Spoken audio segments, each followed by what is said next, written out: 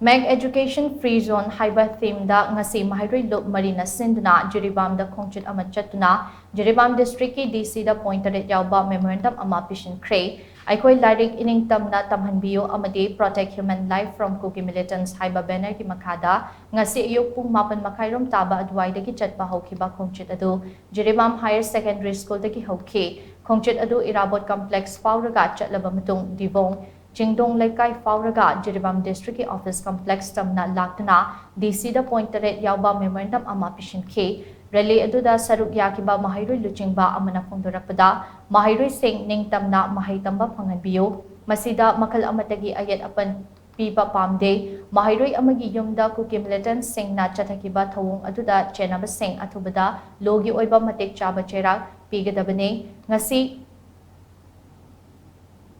Ngasi pisiliba demand sing adu DC na numit 10 manungda thabagta onthokani haibagi thajaba piraki haina mahakna makhatake